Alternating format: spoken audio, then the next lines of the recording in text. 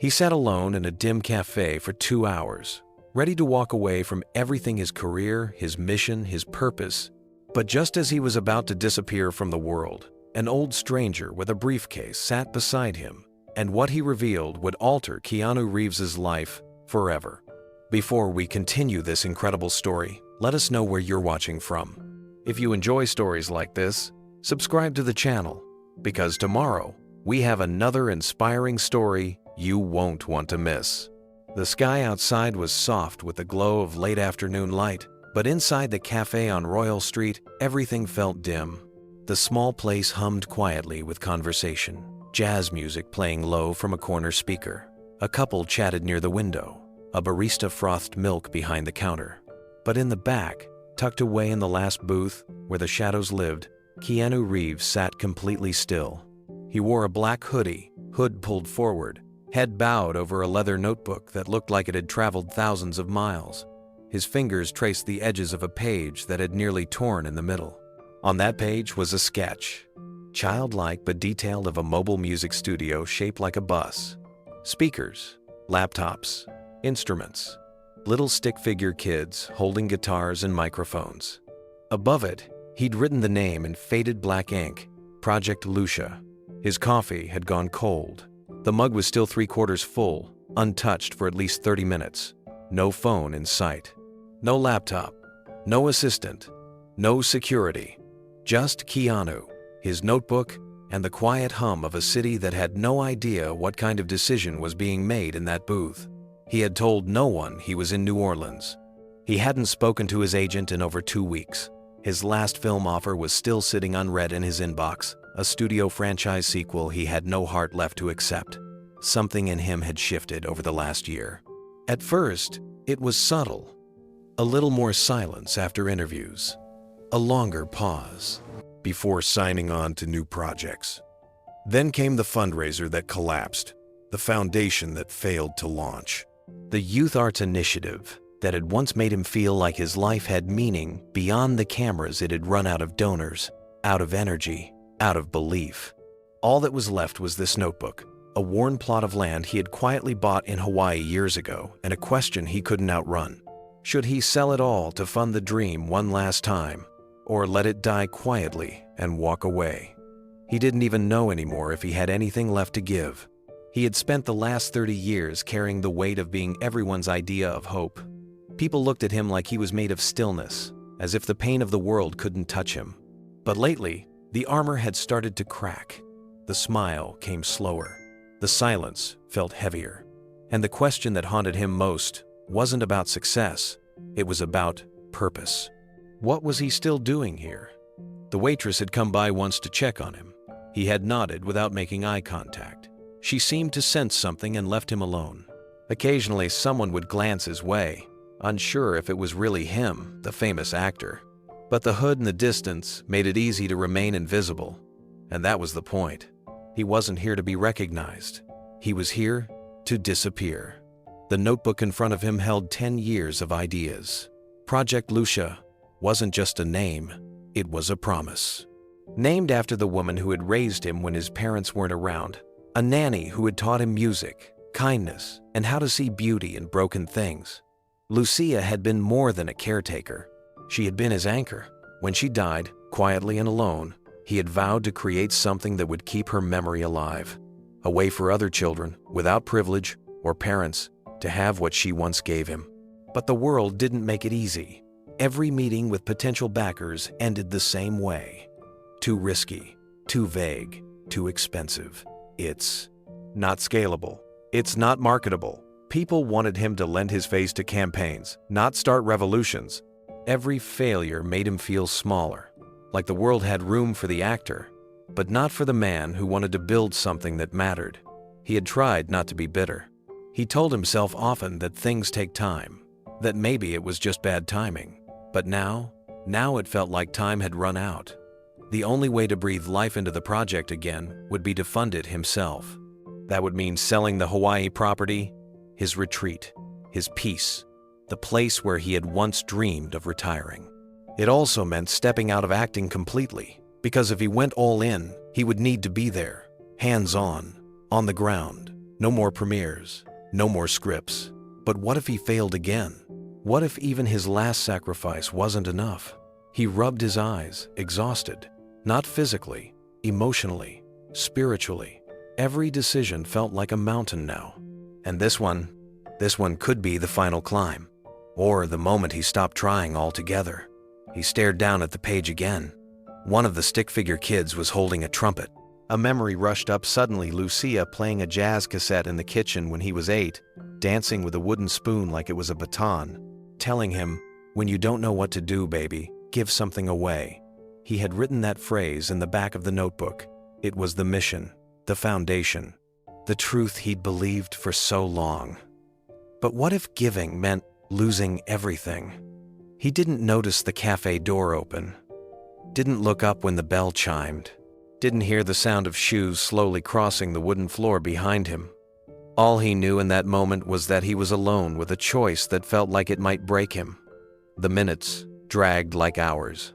Keanu turned to a clean page in the notebook, but his hand didn't move.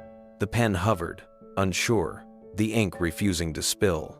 Outside, a streetcar rumbled past, its metallic echo vibrating through the cafe window. Inside, the light shifted, casting long shadows across his table. The hum of voices had faded. Even the jazz seemed to pause. Everything felt suspended. He looked at the Hawaii land deed tucked in the back of the notebook. A photo slipped out with it, an old Polaroid of Lucia holding a ukulele, laughing in the sun. He hadn't seen it in years. It hit him like a wave. That laughter, that joy, that light. Had he already lost it all?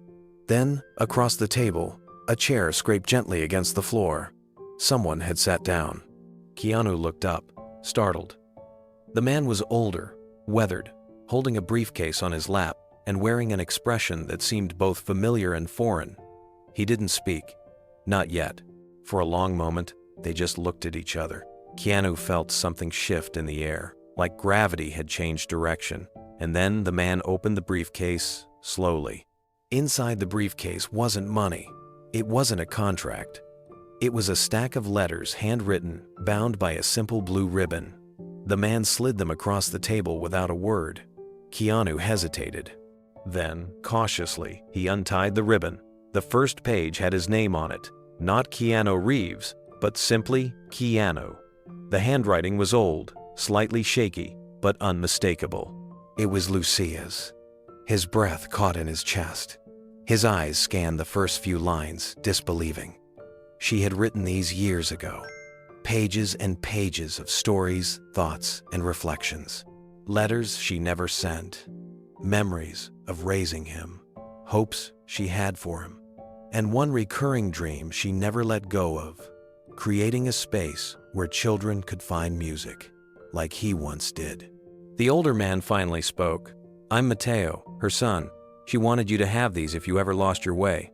Keanu closed the notebook slowly, hands trembling.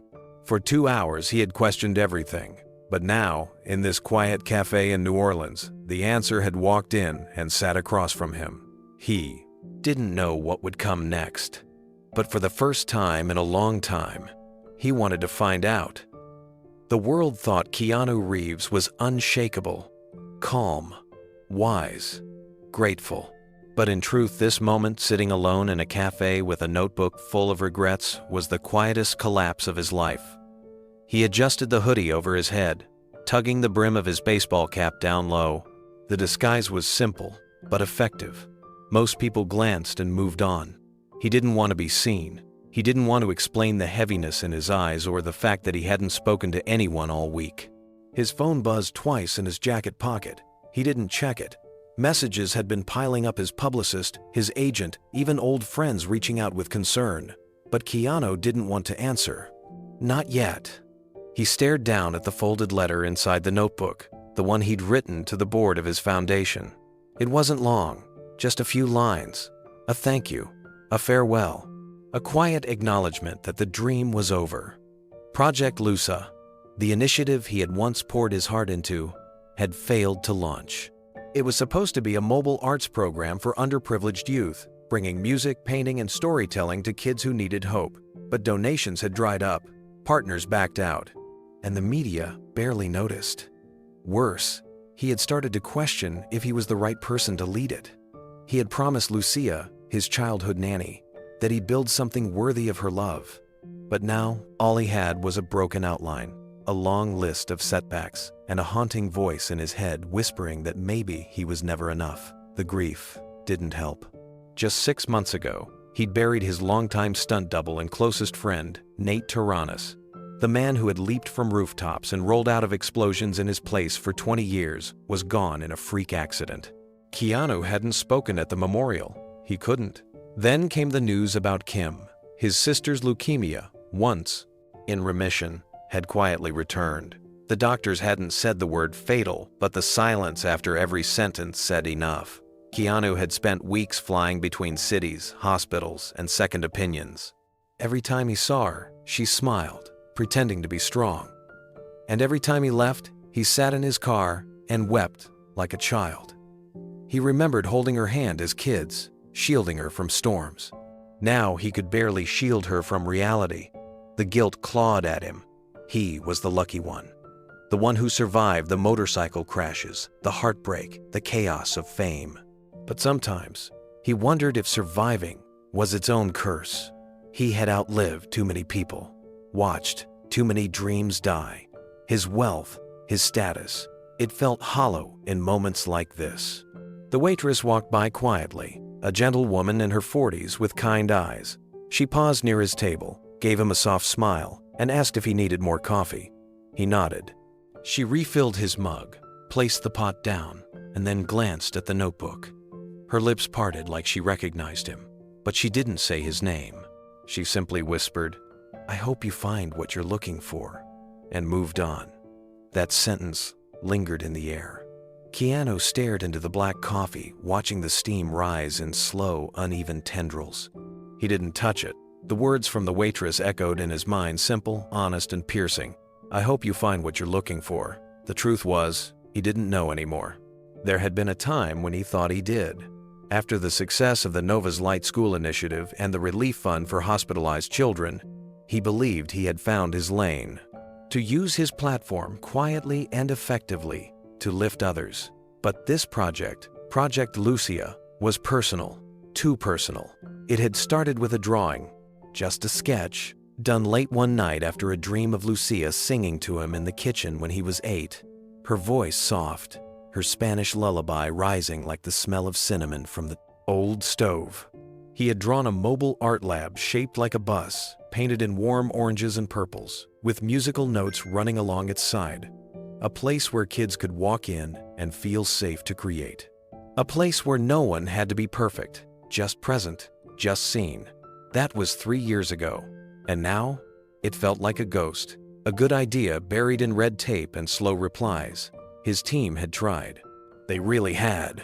But after the 3rd round of city rejections, a costly prototype that malfunctioned, and a major investor pulling out at the last minute, the mood changed. Momentum slowed, then stopped. Last week, a core member of the board called privately and said what Keanu had been afraid to say out loud. "We might be forcing something that's no longer viable." Viable. That word hit him harder than any studio rejection or box office flop. It wasn't just the project that felt non-viable, it was him. He pulled the notebook closer and flipped to a page where 2 sentences were scrawled in block letters. Option A, sell the land in Maui, cash out. Use the funds to reignite the vision, even if it costs everything. Option B, fold. Donate the leftovers to existing programs. Let it go. He stared at the words like they belonged to someone else. Even writing them had felt like betrayal. Because the land in Maui wasn't just a property, it was a promise. A place he had once pictured building a permanent center. Lucia's center. The soil itself held the ashes of a dream. He had walked it barefoot, Saturday, under its banyan trees. Imagine children running through the garden, painting murals on recycled containers turned classrooms. He had even asked an architect friend to draft sketches for an open-air amphitheater. But dreams have a cost. And Keanu was already bleeding emotionally. His career was quiet by choice. He hadn't accepted a new film in nearly 18 months. The scripts felt stale, the noise of Hollywood louder than the meaning inside it. Interviews had become exhausting. He was tired of performing sincerity, when all he wanted was to feel something real again. The waitress returned briefly, placing a small plate beside him. On it, a shortbread cookie in the shape of a guitar. She smiled, nodded once, and moved on. Keanu stared at the cookie. He didn't remember ordering it, but he remembered Lucia baking cookies like that guitar shaped for her little musician. And just like that, the ache in his chest twisted tighter. He picked up the guitar-shaped cookie but didn't eat it, just held it gently, like it might break. Everything around him felt like it was breaking. The cookie, the dream, the mask he'd worn so long for the world's sake. In his jacket pocket was a letter he hadn't yet sent, addressed to the Project Lucia board. It was written in careful, final words. A goodbye, framed politely as a strategic withdrawal. But it wasn't strategy, it was surrender. And that's what haunted him the most. He folded the letter in half again, then again. 4 folds made it small enough to disappear in his palm. A part of him wanted to vanish with it. His phone buzzed quietly on the table. Messages from his agent, a director, a friend from Toronto. He didn't check any of them. They didn't matter right now. Not while this war waged inside his chest. Keanu glanced back at the 2 options in his notebook. Sell the land and start over. Or let it all go. He had read them again and again for 2 hours, until his eyes blurred, until the words lost shape. And then Mateo had walked in. Not a producer, not a financier, not a journalist or fan.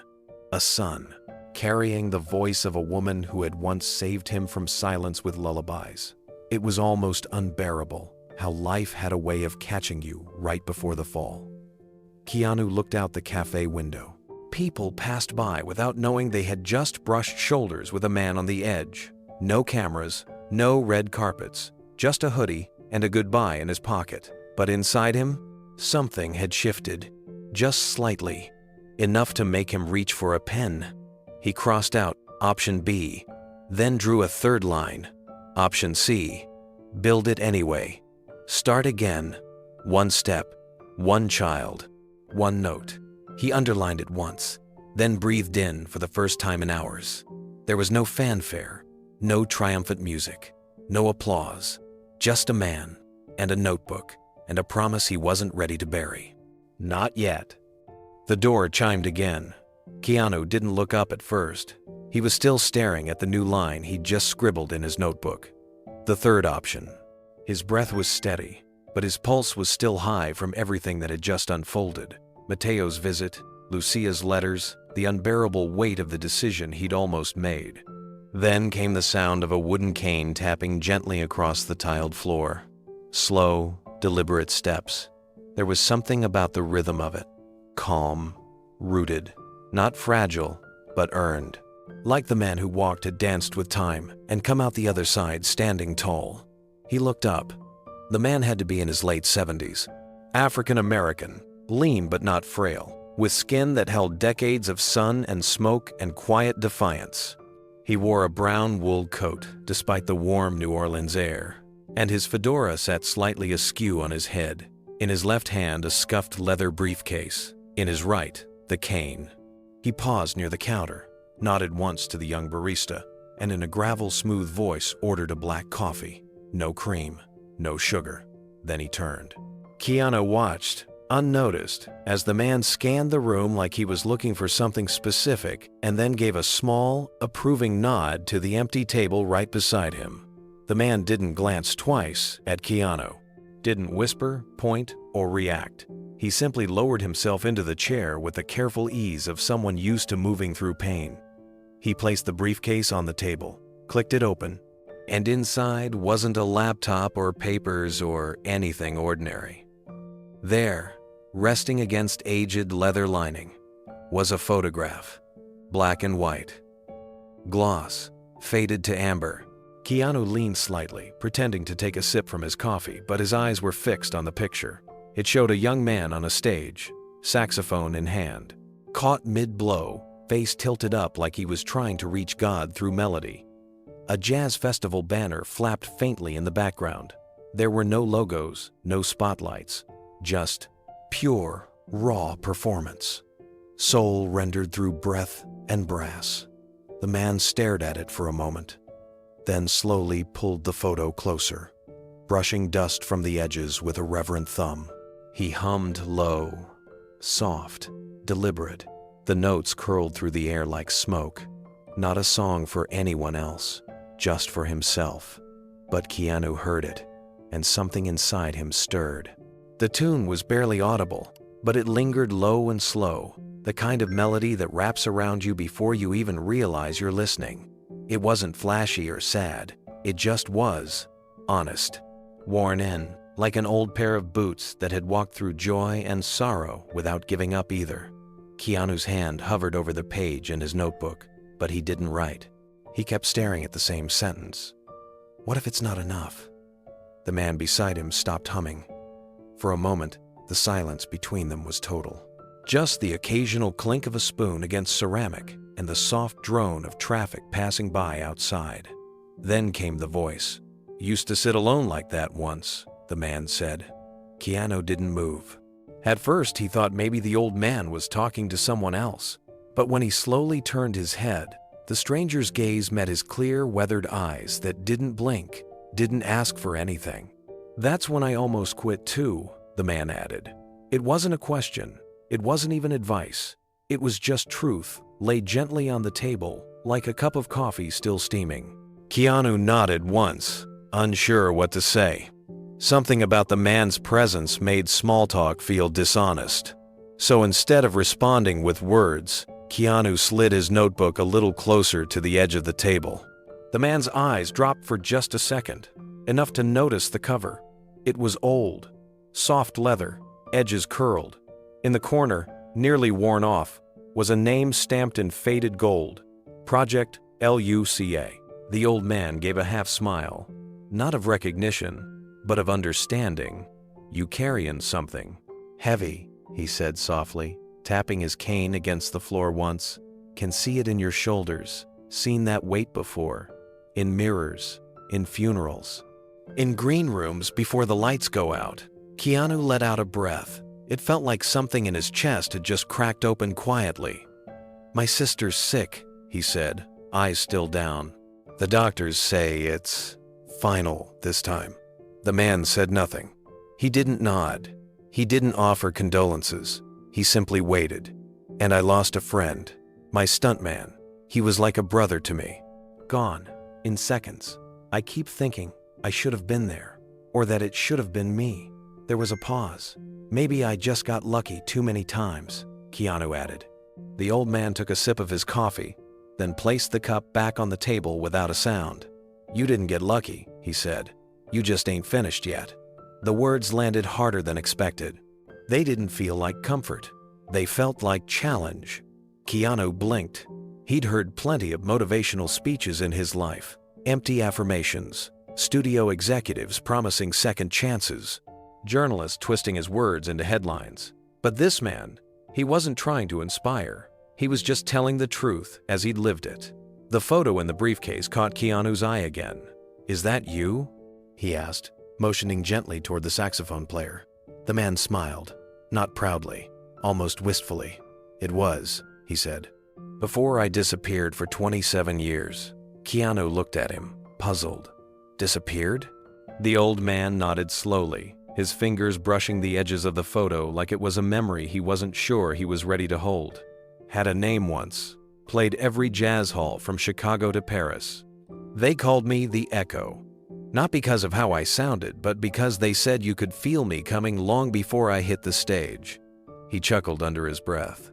"I thought I had time. I thought the world would always wait." Keanu leaned in slightly, drawn not by fame, but by something deeper. Recognition of a kindred spirit lost in the space between purpose and silence. "So, what happened?" Keanu asked. The man hesitated, then said, "I gave up. Right at the height. One night, I looked out at a crowd and saw nothing. No faces, no souls, just noise. I packed up, vanished, and never played again. Not for money, not even for myself." The air between them thickened. The hum of the cafe faded into the background. It wasn't just a conversation, it was a mirror. I came here to walk away too, Keanu admitted. From the project. From the idea that I still matter. The man didn't flinch. Then maybe the reason I sat beside you today is to make sure you don't. He reached into the briefcase again and pulled out a torn piece of music sheet, yellowed at the edges. I wrote this the night before I walked off stage for good, he said. Never played it, never even finished it. Maybe it's not for me to play anymore. He slid it across the table. Keanu stared at it, unsure what to do. You ever think, the man whispered, that sometimes the people we're meant to save are the ones sitting at the next table? The words hung in the air like a note sustained too long, and in that silence, Keanu felt something stir. Not hope, not yet, but a flicker, a pause in the collapse, a breath before the leap. Outside, the city carried on, but inside that quiet cafe, two men sat side by side, one who had walked away from his music, and one who hadn't walked away yet. Keanu stared at the wrinkled music sheet between them. The ink had faded into a soft gray, the kind that made you wonder how many times it had been folded, unfolded, reconsidered. He didn't know why his fingers reached for it. Maybe it was curiosity, maybe it was respect. But as he touched the fragile paper, he finally looked up. The old man had been waiting for that moment. He gave a small nod, like a pianist acknowledging the next beat in the song. Name's Franklin Holloway, he said. Used to be someone, once, but now, I'm just someone who sees things most people don't. Keanu didn't introduce himself. Didn't have to. Franklin wasn't interested in fame or appearances. His gaze never flickered toward the hoodie or the face beneath it. He was looking straight into something deeper, into the wariness behind Keanu's quiet. I don't need to know who you are, Franklin added gently. I already know what you are. Keanu tilted his head, unsure how to respond. You're carrying ghosts, too many of them, and they don't whisper, they weigh. Keanu said nothing. He wasn't used to being read like that. People either adored him or dismissed him. No one saw through him.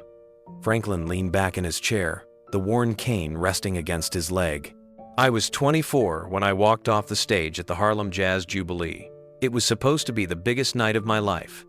Duke Ellington himself had nodded in approval the week before, said I had something no one could teach. He paused, and I threw it all away. Keanu's eyes narrowed, still silent, still listening. My best friend Leon was my drummer, Franklin continued. We grew up together, used to sneak into clubs and play with the windows shut, afraid someone would hear and tell our mamas. We swore we'd never sell out, that no matter how big we got, we'd stick to the music that made us. A long breath. Then the war came. Vietnam. Leon got drafted. I didn't. I was the only son, and my mother was sick, so they let me stay. He begged me to wait, said when he got back, we'd take Harlem by storm. Keanu looked up at the mention of war, not because of the politics, but because of the promise.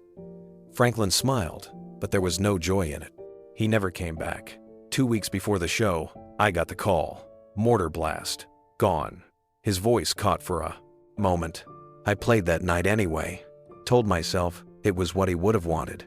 But when I sat at that piano, all I heard was the space he used to fill. Franklin looked over again. I think you know what that feels like. That silence. Keanu didn't flinch, but something shifted behind his eyes. The weight of unspoken memories stirred, like pages in a book someone else had begun to read aloud. Franklin rested his hands on the table, steady despite the tremor that came with age. I walked off that stage in 1968 and never played again. Not a single note. Couldn't touch a piano without hearing the echo of what I lost. Keanu kept his eyes fixed on the table now. Not because he wasn't listening, but because he was listening too hard. The kind of listening that burns. You ever hold so much grief, it starts to feel like your skin? Franklin asked softly. Like it's stitched into your bones, and if you try to shed it, you might unravel? Keanu blinked slowly, then nodded once. Franklin exhaled. I knew it when I saw you. That quiet you're carrying, it's not peace, it's survival. There's a difference. Keanu's hand tightened around his coffee cup. He hadn't planned to speak to anyone today, especially not someone who could see the war inside him without ever asking a name. "I buried my sister last month," Franklin continued. "Breast cancer. She was the only family I had left. I sat by her bed every day for 2 months and still felt like I missed something. Like no matter how much you give, it's never enough." A breath passed between them, and I heard your silence from across the room. "It's the kind that doesn't come from arrogance or ego. It comes from loss, from guilt, from knowing you're still standing when someone else isn't." Keanu finally looked up again. The mask hadn't cracked, but something behind it had loosened. Franklin didn't press. Instead, he reached into his worn leather briefcase again. This time, he pulled out a small photograph, creased, faded, edges soft from years of travel. He slid it toward Keanu, a young man on a festival stage, barefoot, laughing, mid-spin, drumsticks caught in motion. "That's Leon," Franklin said. "Taken 2 weeks before he shipped out. We were just kids. Thought the world was ours." Keanu picked up the photo with both hands, as if afraid it might dissolve in his grasp. He stared at the smile, the motion, the freedom frozen in time. "That photo lived in my wallet for 30 years. Then one day, I stopped carrying it. Not because I forgot him, but because I realized I wasn't living for him anymore. I was just avoiding what he left behind." Keanu looked up. "What changed?" Franklin's gaze didn't waver. "I met someone who reminded me that ghosts only haunt the quiet. But music breaks the silence."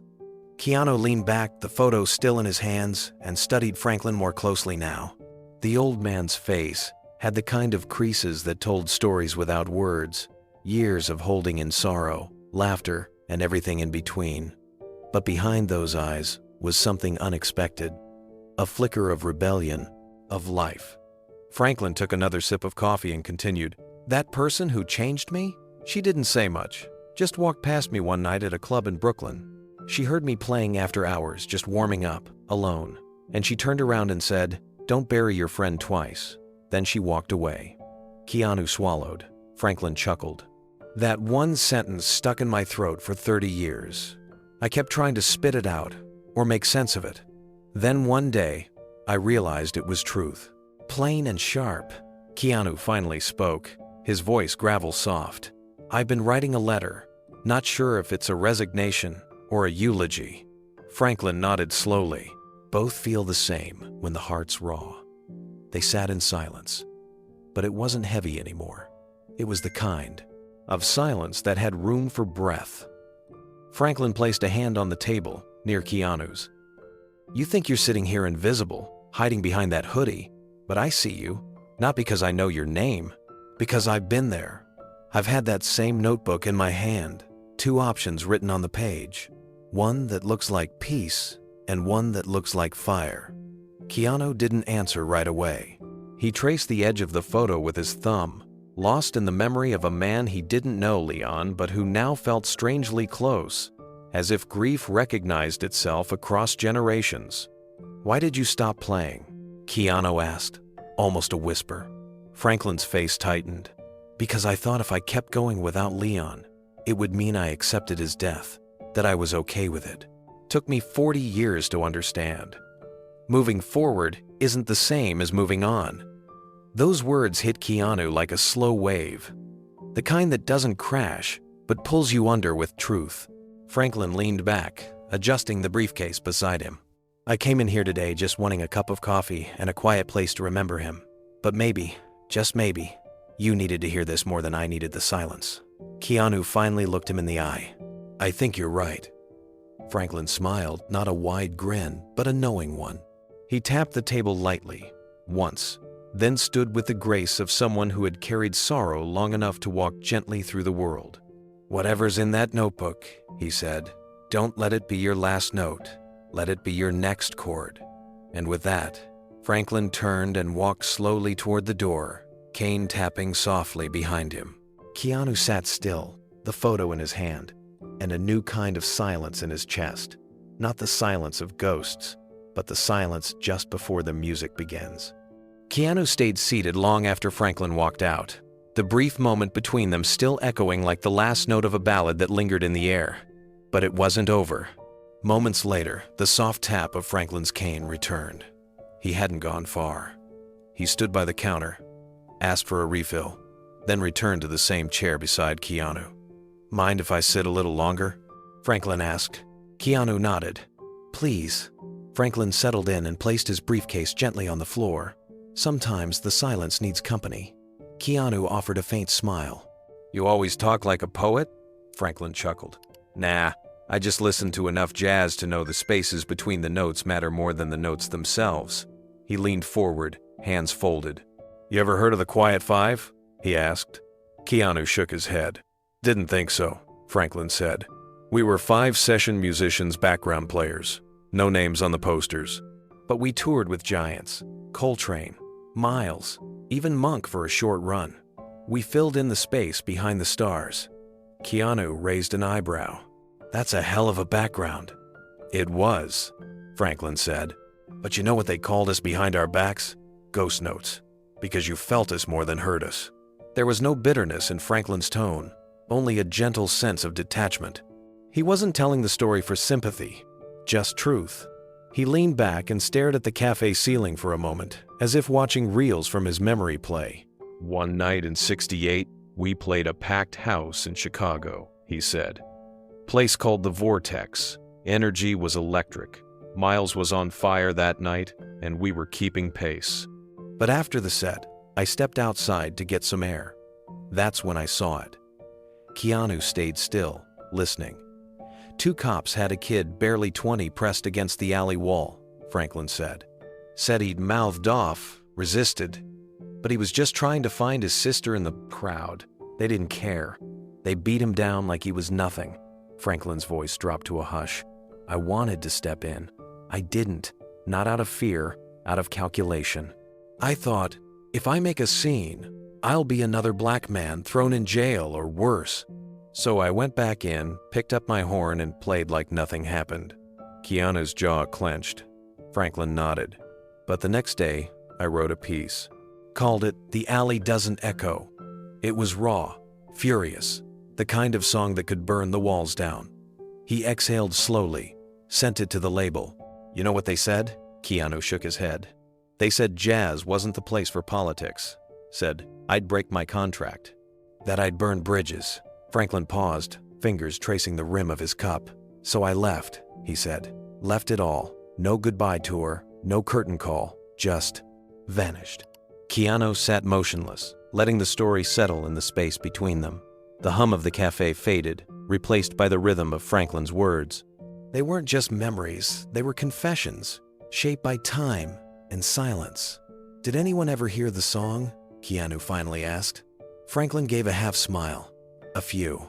I played it live once, in a basement bar off Lenox. No microphones, no recordings. Just a room full of people who knew something sacred had happened." He sipped his coffee, eyes distant. "But it never made it past those walls," he said. "The masters sat in a drawer for years. I lost them in a move. Or maybe I let them go." Keanu nodded slowly. "But the music, it stayed with you." Franklin looked at him with a quiet pride. "Always. I still hear it when I close my eyes." "But you know what haunted me more than losing the spotlight?" "What?" "That I believed them. That I let the system convince me my voice didn't matter. That I needed permission to tell the truth." His fingers drummed an invisible keyboard on the table. "You ever feel like that, Keanu? Like you got a song inside you that no one wants to hear?" Keanu hesitated, then looked down. Every day, that answer seemed to open something between them, an unspoken agreement that both men had been buried under years of public masks and private silence. Franklin nodded slowly. "It's the silence that does the real damage, not the noise. Noise can be fought. Silence, it just grows." Keanu took a deep breath. "So why now? Why come back to the music scene? Even just to sit in cafes like this and talk to strangers?" Franklin's eyes glinted. "I didn't come back." "Not really." "Then why?" Franklin leaned in, voice soft. "Because I stopped expecting music to be a stage. started accepting that it was just breath. Part of me didn't need an audience, just needed to be alive. Keanu stared at him, then looked out the window. A light rain had started, and the cafe window blurred with streaks. "I used to think acting was the only place I could be honest," Keanu said. "But lately, even that feels like a costume." Franklin said nothing, letting the statement hang in the air. He recognized the weariness in Keanu's voice.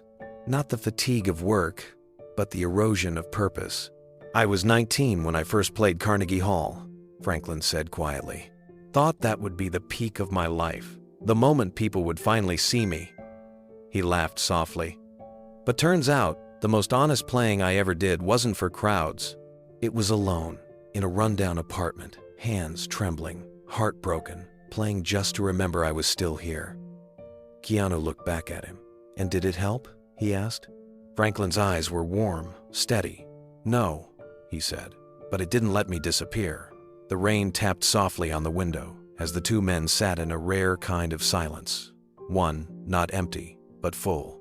Keanu's eyes traced the shape of the old man's hands, now resting quietly on the table. Those hands had once traveled the world, moved keys that sang truths too heavy for words, and had been punished for doing so.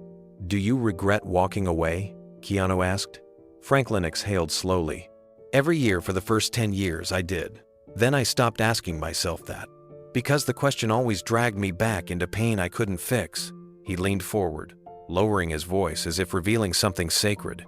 "But no, I don't regret protecting my soul. I regret that I didn't teach others how to protect theirs before I vanished."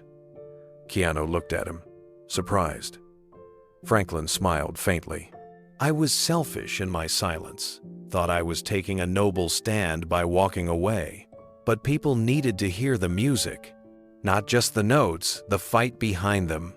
He picked up his cane, shifting in his seat, legs stiff from age. "See, son, you don't get to choose whether the world breaks you, but you do get to choose whether your silence becomes a wall or a doorway." That line hit Keanu harder than he expected. His mouth opened slightly, then closed again. His mind flashed back to memories he rarely allowed himself to feel: hospital rooms, funeral homes, film sets where he smiled while his heart quietly bled. Franklin saw it, didn't need details. The look was familiar. "Still think you came here for peace?" he asked, his tone soft but direct. Keanu didn't answer. Franklin nodded as if he'd heard the truth anyway. "Most of us don't want peace. We want relief, and we confuse the two." Keanu's throat tightened. "What's the difference?" Franklin's eyes sparkled with something ancient and unflinching. "Relief is escape. Peace is confrontation. One numbs you, the other frees you." The cafe door opened briefly, letting in the cold. A woman entered, laughing with someone on the phone. Franklin watched her, then turned back to Keanu. "I don't play anymore," he said. "Not because I can't, but because I don't need the piano to speak now." He reached into his coat and pulled out a folded sheet of yellowed paper. He slid it across the table. "What's this?" Keanu asked. "A song," Franklin said. "The one they banned." Keanu opened it gently. Handwritten notes, scribbled lyrics in the margins. Raw, unpolished, real. "You kept it all this time?" Franklin smiled. "Number it kept me." Keanu looked down at the page, then back up. "Why give it to me?" "Because you'll know what to do with it." Franklin stood up slowly, his cane tapping against the floor. "And if you don't," he added, "then maybe it'll remind you that silence isn't the end. It's just the pause before the music returns." With that, he turned and walked toward the door. The cafe had emptied. Only the quiet hum of a dishwasher and the occasional sound of cups being stacked broke the stillness. Keanu sat staring at the old sheet music Franklin had left behind. His fingers brushed the handwritten notes, lingering on the smudged corners and frayed edges, as if touching something sacred. He didn't even notice when Franklin returned to the table until the chair across from him creaked. The older man looked at Keanu, then glanced down at the worn, leather-bound notebook beside his elbow. "What's that?" Franklin asked, voice gentle. Keanu hesitated. His hand rested protectively over the notebook, a habit he hadn't realized had become instinct. For a moment, he considered deflecting, but something about Franklin's presence, the rawness, the honesty, made it impossible to hide. He sighed and slowly slid the notebook forward. Franklin opened it carefully, flipping past the first few pages. What he found wasn't what he expected. There were no scripts or movie schedules. Instead, there were sketches, rough but vivid. A drawing of a trailer retrofitted into a mobile music studio. Another of a small group of kids sitting in folding chairs around a dusty piano. Then pages filled with hand-drawn storyboards, moments frozen in time, each one bearing the energy of someone trying to catch lightning in a bottle. Franklin didn't speak. He kept flipping. A map appeared next, marked with crisscrossed arrows and location names. Oakland, Detroit, Newark, Little Rock. Notes scribbled in the margins. Find safe venue. Reach out to Miss Carter's school. Film kids' stories, raw, real. Then came a page titled, in thick black ink, Project Lucia. Franklin stopped. What's this? Keanu looked down, then met his eyes. It was my dream. Franklin waited. Keanu cleared his throat, his voice low. I wanted to create something different. A moving arts school. Not just for music or film, but for kids who never get seen. The ones in group homes, juvenile halls, shelters. I wanted to bring tools to them. Cameras, keyboards, microphones. I wanted to let them tell their stories. Franklin nodded slowly. I called it Project Lucia, Keanu continued. Named after someone I lost, someone who believed stories could heal people. Franklin placed the notebook down with care. So what happened? Keanu gave a small, tired smile. What always happens.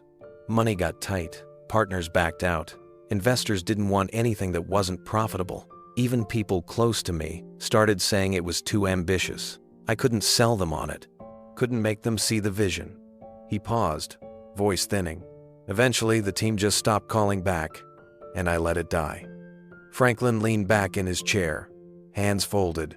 But you kept the notebook. Keanu looked at him. Because I couldn't let go of the dream. Franklin nodded again. Then maybe it ain't dead, just waiting for the right rhythm to bring it back. There was silence for a moment. Then Franklin reached into the soft leather briefcase at his side and pulled out something Keanu didn't expect. It was a folded, yellowing music sheet, edges curling with age. Franklin placed it gently on the table between them like an offering. In the top right corner, scribbled in faded ink, was a title. The Last Song of Midnight. Keanu stared at it, eyebrows drawn in curiosity. The paper looked like it had traveled through time, creased, worn, yet somehow preserved with care. I wrote that, Franklin said softly, on the day I quit. Keanu looked up at him. Quit what? Franklin chuckled, but there was no humor in it. Everything. Music, touring, the industry, life, almost.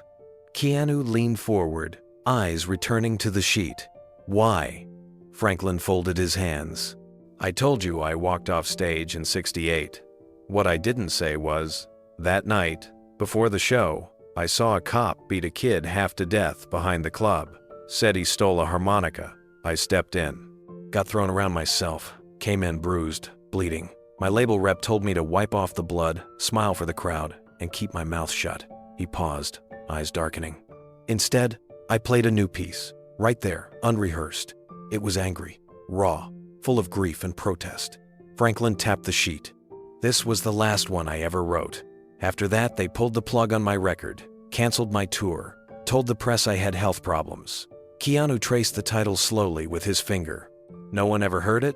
No one wanted to. Franklin's voice held the weariness of decades.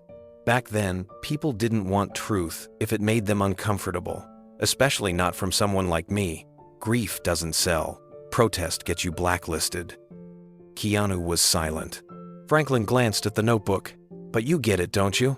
You tried to build something honest, something loud in a world that prefers quiet obedience. Keanu gave a faint nod. I thought if I used my name, my platform, people would listen. But it turns out even fame can't fund a dream when it makes people uneasy. Franklin smiled faintly. They don't mind dreams. as long to intenderance as those dreams don't shine a light on the parts they'd rather not see.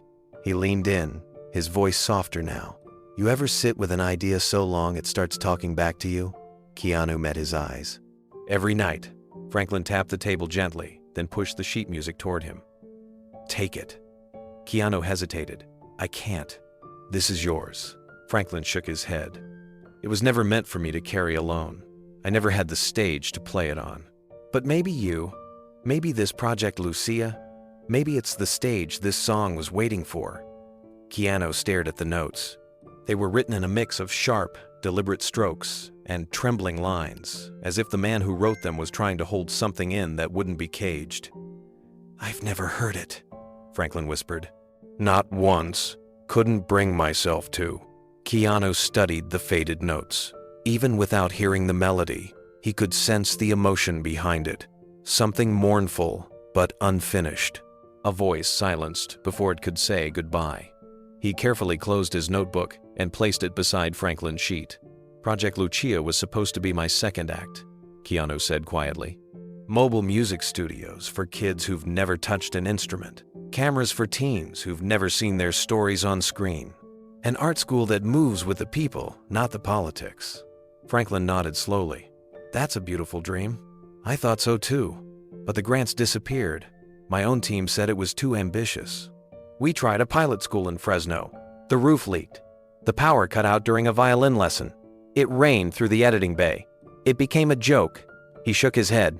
No one took it seriously. Franklin looked at him. But you're still carrying the blueprint. Keanu's eyes met his. Because I can't let it go. Franklin tapped the notebook. That's how you know it's real. The good ones, they don't leave you alone. Even when everyone else walks away, they follow you home. A pause settled between them. Not awkward, just heavy. Keanu opened the notebook again. He turned to a page near the back, a rough sketch of a bus interior retrofitted with speakers, guitars, and a recording booth built into the back seat. The windows were lined with names of towns: Detroit, Tulsa, Baltimore, Laredo, places often forgotten, places in need of a voice. Franklin leaned over to see. Is this yours? Keanu nodded. Yeah, we called it the Rolling Muse. We were going to start with just one. Drive to every city we could. Teach kids to record their own music, their own stories. Make a film from every stop. Franklin blinked. You weren't building a school, you were building a movement. That was the idea. Keanu smiled, but it didn't quite reach his eyes, until it wasn't. Franklin sat back, tapping a slow rhythm on the table with his finger. You know what happens when you don't play a song that was meant to be heard? Keanu raised an eyebrow. What? It gets quieter, not because it fades, but because it starts hiding, starts convincing itself it wasn't worth hearing in the first place. Keanu sat with that for a moment. That's what happened to you? Franklin shrugged. Maybe. Or maybe I just got tired of rooms where the echo was louder than the audience. Keanu picked up the music sheet again. Maybe it's time this one was finally heard. Franklin tilted his head. And maybe your project's not dead.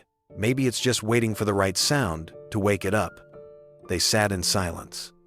Outside, the cafe buzzed with life. But inside, at that booth, two men decades apart in age, strangers hours ago, sat with ghosts, unfinished songs, and blueprints of something still aching to be built. One carried a notebook. The other had a song, and both, somehow, still had music inside them. Keanu's fingers brushed across the cover of his notebook, then stilled. The cafe's quiet hum faded beneath the weight of something deeper rising in him. He looked at Franklin, then down again, as if summoning the courage to open a vault that had long been sealed. She was the first person who ever saw me, Keanu said softly.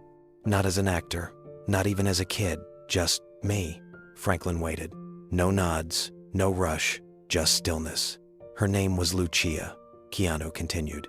She was our housekeeper. My parents hired her when I was 4. They were gone most of the time, work, travel, divorce. You know how that story goes. Franklin's eyes never left him. But Lucia stayed. Through the yelling, the silence, the emptiness, she stayed. Keanu paused, his voice suddenly more fragile.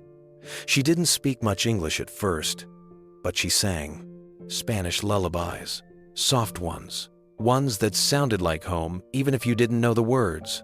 She didn't lecture, didn't preach, she just gave. Franklin folded his hands together. And that's where your project name came from. Keanu nodded. I didn't tell anyone that part, not even the team. I thought if I said it out loud, it'd turn into a charity pitch. But it wasn't about building schools. It was about honoring her. His gaze drifted toward the window, eyes far away. She used to say something every time I got hurt or lost. In Spanish, but I remember the English. When you don't know what to do, give something away. Franklin let the phrase settle between them. Keanu continued, that's what Project Lucia was. Not an invention, a gift. For kids who grew up the way I did, half invisible, but still hoping someone might see them. He rubbed the edge of the table with his thumb. When it collapsed, I felt like I failed her. Franklin's voice was quiet. You didn't. How would I know? Keanu whispered. She passed before I could even show her the first draft of the idea. Before the team. Before the permits. All I ever did was sketch it in the margins of scripts between takes. He looked down. I should have done more while she was alive. Franklin leaned back slowly. Sounds like you were building something sacred. The fact it fell apart doesn't erase the spirit behind it. Keanu didn't answer. But the silence between them deepened. Not in discomfort, but in grief. Then, slowly, Franklin spoke. I had a daughter, he said. She used to sit on the edge of the bathtub while I shaved. Pretend she was a radio DJ. Interview me. Sir, what do you think of Coltrane's solo on Blue Train? Keanu looked up, a small smile beginning. She died at 10. Leukemia. Just gone one day. Her name was Layla. I don't talk about her. People don't know what to say when you tell them you outlived your child. Keanu didn't interrupt. He just listened. Franklin's hands trembled slightly as he adjusted his watch, though he wasn't looking at the time. She used to say the world was made of music, he continued. Not just the kind you hear, but the kind you feel. Laughter was a melody. Crying was harmony. Silence was the bass line. He blinked hard, fighting back the wetness in his eyes. The night she passed, I sat in the hospital parking lot with my saxophone in the trunk. I almost took it out and played. But I didn't. I couldn't. I was too angry. At God, at myself, at cancer, at all the melodies I never wrote because I was too busy chasing gigs. Keanu's voice broke the stillness. I think that's why we never stop sketching things or writing in notebooks no one reads. It's like we're trying to keep them alive. The people, the moments. Franklin looked at him, and the regrets. A beat passed. Lucia, Keanu said again, almost like a prayer. She never asked for anything, not once. Not even when she got sick. Franklin's eyebrows lifted. She was ill? Keanu nodded. She had a heart condition, but she kept it to herself. I only found out because she collapsed one day while folding laundry. By the time I got to the hospital, she couldn't speak, but she was humming. Franklin's throat tightened. What song? Something soft, Keanu said. Could have been anything. Could have been everything. That moment watching her hum while machines beeped around her, it changed me. He took a slow breath. That's when I started Project Lucia. Not because I thought I could change the world.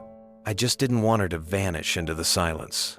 Franklin closed his eyes briefly. Funny how the people who give the most always expect the least. Keanu glanced down at the table, then at the old music sheet, still between them, Franklin's unperformed composition. She would have loved this, he said. Franklin's hand hovered over the page. Layla used to sit in my studio and beg me to write something just for her. I told her one day I would, but after she died, I couldn't pick up the pen. He tapped the title softly. Then one night years later, I woke up at 3 a.m. with her voice in my head. Not words, just her laughter. Like it had drifted in from somewhere else. I wrote the whole thing in a single sitting. Why never play it? Franklin shrugged. Because it felt like goodbye, and I wasn't ready to say it. Keanu nodded slowly, understanding more than words could express. They both sat in a kind of sacred silence. No phones, no cameras, just two men with ghosts beside them. One carried the voice of a nanny who sang lullabies. The other carried a child who saw the world as music. Eventually, Franklin whispered, "You know what I've learned?" Keanu looked up. "Some names we say every day. Others we carry so deeply, they become the reason we breathe." Keanu leaned back slightly, his expression unreadable but tender. "Sometimes I wonder what she'd say if she saw me now." Franklin tilted his head. "Lucia? Yeah. I think about her more than I admit. I still have the blanket she wrapped me in as a kid, frayed at the edges. Smells like old cedar and dust now. But every time I hold it, it's like I'm back in that tiny apartment in Toronto, watching her dance around the kitchen, humming to herself." He paused. "She taught me that music didn't need instruments. Her voice was enough. Her presence was enough." Franklin gave a soft nod, his eyes reflecting something deep and unspoken. "That's what my daughter was like. Light in a human body. Always humming. Something Disney songs, jazz riffs, commercials, anything." Keanu hesitated, then asked, "How old was she?" Franklin swallowed. 12. Silence. Just the hum of the diner's old refrigerator in the background and the low buzz of the city outside. "I thought I had more time," Franklin added. "Every parent does." Keanu's hand tightened slightly on his cup.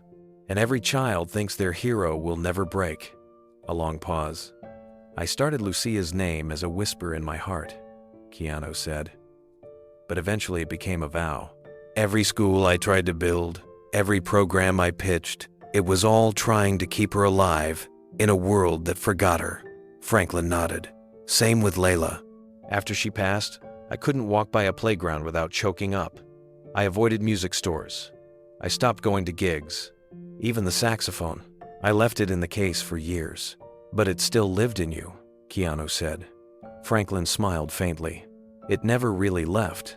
Grief doesn't kill the music. It just quiets it until you're ready to hear again." Keanu slowly reached for his notebook again and opened it to a page. It was a simple drawing, two silhouettes, sitting on folding chairs, facing a street corner. One was holding a saxophone, the other a notebook. In the background, there was a mural of a woman holding a child, her eyes closed, humming. Franklin stared at it. "Is that?" Keanu nodded. "That's how I picture her now, singing somewhere beyond this world." For a moment, Franklin didn't speak. Then he reached for his pen and wrote something in the margin beside the sketch. Keanu leaned in.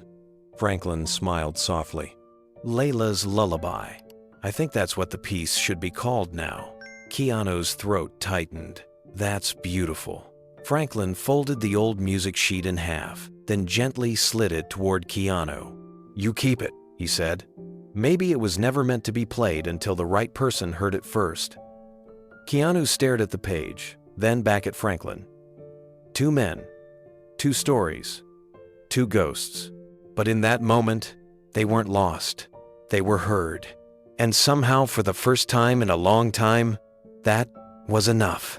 Keanu held the folded sheet of music like it was made of glass. The paper was yellowed with time, corners softened by decades of quiet waiting. Its title, once scribbled in haste, had changed. No longer The Last Song of Midnight. Now it read, Layla's Lullaby, written in Franklin's crisp handwriting, right beside Keanu's sketch. Franklin gave a small gesture. "Go ahead. Open it." With careful fingers, Keanu unfolded the sheet and spread it gently on the table. The notes leapt out like voices from the past. Sharp, soft, staggered, swelling. The first few bars had a rhythm that tugged at the back of his mind, like something he'd once heard in a dream but had never been able to recall. His eyes moved over the melody line and then stopped. The refrain, 4 lines in, the shape of it, the arc. It was almost identical to the one he'd scribbled in the margins of his own notebook 6 months ago. He reached for his book, flipped through the pages. Near the back, past the studio sketches, the lesson plans, the animated storyboards, he found a page labeled Lucia Theme, Draft 4. The melody wasn't perfect, but it was. Close, So close it felt uncanny. He glanced at Franklin. This. I wrote something like this. It's not exactly the same, but... Franklin leaned in, his brow furrowed, eyes scanning both sheets. Well, I'll be damned, Keanu whispered. How is this possible? Franklin smiled faintly. I guess some songs wait until the right person's ready to hear them. They both sat in silence, the diner falling away. It wasn't just a coincidence. It was a convergence. Two men, living separate lives. One a ghost of jazz clubs, the other a man trying to build something from the ashes of his own doubts. And yet, here was this melody, crossing decades and tragedies, finding a way back to the surface. Keanu exhaled slowly, a weight lifting in his chest. I always thought I made up that tune from scratch, but it never felt fully mine. It felt like it came from somewhere else, like it had history. Franklin chuckled. It did, written on a napkin outside a Chicago jazz bar after watching a man bleed into the sidewalk. Played it once in my head, never played it out loud. You never showed it to anyone? No one wanted to hear from me back then. Not a black saxophonist talking about police brutality in 1971. They wanted soul, not sorrow. Keanu traced one of the measures with his fingertip. I named this theme after Lucia. It was supposed to be the intro track for the documentary series. The part where kids from foster homes introduce their hometowns with voiceovers, talking about hope, even if they're still stuck in hard places. Franklin nodded. Now you got a soundtrack that's already paid its dues. A quiet laugh escaped Keanu. You already wrote my next act. I just forgot how to play it. Franklin raised his coffee mug. Then maybe it's time we remembered. Keanu stared at the notebook. Then, without a word, he closed it slowly, the soft thud of the cover echoing like punctuation on the last chapter of doubt. He sat, up straighter, eyes clearer, shoulders lighter. Something had shifted. The shift wasn't loud. It didn't come with fireworks or triumphant music. It was subtle, internal, like when the fog starts to lift before the sun rises. Keanu didn't speak for a while, just kept running his hand over the page like it held the answers to questions he hadn't dared to ask until now. Franklin reached into his briefcase and took out a small pencil, barely more than a stub. He handed it to Keanu. Write something. Keanu hesitated. Like what? Anything. A note, a title, a reason to keep going. Keanu stared at the blank space at the bottom of the page. His hands moved on their own. No erasing, no second guessing. Just one line, in slow, careful letters. For Lucia, and for those still waiting to be heard. Franklin smiled. That's your opening line. Keanu folded the paper again, more gently this time. You think people will listen now? Franklin shrugged. Doesn't matter. What matters is you're ready to speak again. Keanu looked up. I stopped because I thought I had nothing left to give. You didn't stop, Franklin corrected. You paused. There's a difference. Keanu's mind flashed back to Lucia sitting on the edge of his bed, humming him to sleep with soft lullabies in Spanish. He remembered the way her voice carried stories, even when her life was full of silence. She had always said, when you don't know what to do, give something away. He never understood it fully until now. I want to relaunch the project, he said. Franklin blinked. You sure? I want to take the mobile studios, the art programs, the traveling film trucks, everything, and bring them to the places no one visits. Not just the polished cities, the towns that people forgot. Lucia was from a forgotten town. Franklin nodded slowly. Then don't wait. Do it while the song's still in your chest. Keanu reached for his notebook and reopened it, this time without hesitation. He flipped past the pages that once felt like tombstones. Now, they were seeds again. He pointed to one page labeled Documentary Outline, Episode 1, Voices from the Valley. I want this to be the first episode, and I want the theme to be Layla's lullaby. Franklin sat back. Well, looks like I'll have to dust off the piano after all. Keanu grinned. You in? Franklin raised an eyebrow. Didn't come all this way to watch you sulk. Outside the diner window, the sky was beginning to change. Still gray, still unsure, but with a streak of gold breaking through the clouds. Keanu stood slowly, placed the sheet music into his notebook, and tucked it under his arm. Something had been lost for a long time. A melody, a mission, maybe even a part of himself. But now, the song was returning. Not just the one on paper, the one inside him. The wind outside had picked up. Dry leaves blew across the sidewalk like whispers from another time. Inside the diner, the world had narrowed to just two men, and a silence that felt different now, like something sacred was about to be said. Franklin tapped his finger lightly on the tabletop. His eyes weren't on the coffee or the worn menus anymore. They were fixed on Keanu, like he was studying a puzzle he already knew how to solve. "You know," Franklin said slowly, "Lucia used to sing to you in the kitchen, a lullaby in G minor. Always started on a hum, ended with a sigh." Keanu's body stiffened. "How do you know that?" Franklin didn't answer. He just smiled. Not smug, not condescending, just gently, like he was remembering something beautiful that didn't belong to him. "She also used to keep hard candy in a blue tin. Mint and tamarind. You only liked the mint." Keanu's breath caught in his throat. Franklin continued, "And when your father left for the last time, Lucia sat with you on the back steps and told you, when you don't know what to do, give something away." Keanu leaned back, his heartbeat suddenly loud in his ears. "I've never told anyone that, not even my sister." Franklin raised one eyebrow. "I didn't hear it from you." "Then who?" Franklin turned slightly, gazing out the window like the answer was written on the wind. "I don't. She does." Keanu's voice was barely audible. "Lucia?" Franklin didn't nod. He didn't need to. The look in his eyes said everything. There was no way he could have known all that. No way he could have guessed the specific candy, the tune, or the words that were carved into Keanu's soul like childhood hieroglyphics. "You said you were just passing through," Keanu whispered. "I am," Franklin said, "but not by accident." The diner felt heavier now.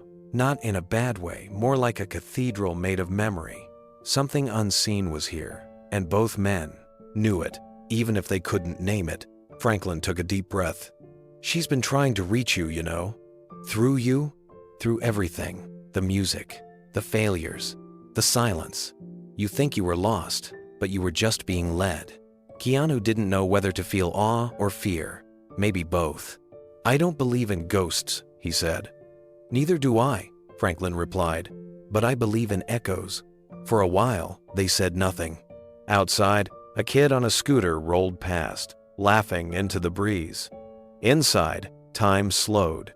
Then Franklin shifted, reached down, and pulled the worn leather briefcase from beneath the table. "I'm leaving something with you," he said, pushing it toward Keanu. Keanu frowned. "What is it?" Franklin stood, brushing invisible crumbs from his coat. "Everything you forgot you needed." Keanu didn't reach for the briefcase. "Why me?" he asked, still stunned. Franklin smiled again, but this time it was quieter. "Because some songs aren't meant to be sung by the ones who wrote them. They're meant for those who never forgot how to listen." Keanu finally reached for the briefcase. It felt heavier than he expected, not just in weight, but in meaning. The leather was cracked at the edges, and the brass clasps clicked open with the quiet finality of an old piano lid being lifted for one last song. Inside were sheet music pages, some yellowed with time, others crisp and new. But what struck Keanu was how familiar they felt. One page in particular made his breath hitch. It was a melody he hadn't heard since he was 7. Lucia used to hum it while folding laundry. He'd tried to recreate it as an adult, but could never get it quite right. And now, here it was, note for note, complete. There was also a photograph, Lucia, younger than he remembered, holding his tiny hand in front of a dusty upright piano. In the corner of the photo, in faded ink, were the words, "He already knows how to play. He just needs to remember." Keanu's eyes stung. Franklin had moved to the doorway. He stood there, silhouetted against the window, waiting like someone who knew his part in the story was finished. "You said she was trying to reach me," Keanu said without looking up. Franklin nodded. "And now she has. But how do you know any of this?" Keanu asked, his voice hoarse. "Who are you really?" Franklin paused, then turned halfway toward him. A man who stopped running long enough to hear the silence between the notes. He didn't explain further, didn't give a name, or a past, or an origin. Just stood there with the same calm that had unnerved Keanu since he first sat down. "She told me to find you," Franklin added softly, "and give you what she never got to leave behind." Keanu closed the briefcase. For the first time in years, he didn't feel like a man trying to prove something. He just felt seen. "What am I supposed to do with all this?" he asked. Franklin's eyes gleamed. "You already know. That's the part that scared you." A long silence followed, stretching until it felt like the whole diner was holding its breath. Then Franklin stepped outside. The bell above the door jingled once, sharp and clean. Keanu sat there, hands resting on the briefcase, unsure whether to chase him or stay seated. He turned to look out the window, but Franklin was gone. Not down the street, not crossing the parking lot, just gone. Like the last note of a forgotten lullaby fading into dusk. Keanu leaned back in the booth, staring at the briefcase on the table. He didn't know if he believed in fate, but he knew this moment wasn't random. He opened his notebook again. This time, it didn't feel like failure. It felt like the beginning. Keanu sat alone in the booth. The spot where Franklin had been was still warm, the cup of coffee untouched except for a single fingerprint on the rim. Keanu looked toward the restrooms, half expecting Franklin to return, but something deep in his gut told him he wouldn't. He reached for the briefcase again. This time, he opened it with deliberate care. The interior smelled faintly of cedar and old paper, like a music room in an abandoned schoolhouse. The first item was a bundle of vintage sheet music, bound by a thin red ribbon. He untied it gently. The titles were hand-lettered, jazz arrangements from the 1,930 seconds to the 1,960 seconds. Many had names he didn't recognize, but others took his breath away. There was a song co-written by Ella Fitzgerald and an unknown pianist named Margot Ruiz. Another by Nina Simone, but with edits in unfamiliar handwriting. Scribbles in the margins. A signature. Lucia A. Keanu blinked. Lucia Alvarez, his nanny, his first lullaby. The woman whose memory had never let go of him. He turned the pages. There were notes in Spanish, soft suggestions about tempo, rhythm, and heart. Siempre empieza con alma, always start with soul. Buried beneath the music was an envelope. Inside were letters, handwritten, aged, and slightly curled from decades of storage. One was from John Coltrane to a young choir teacher in Oakland.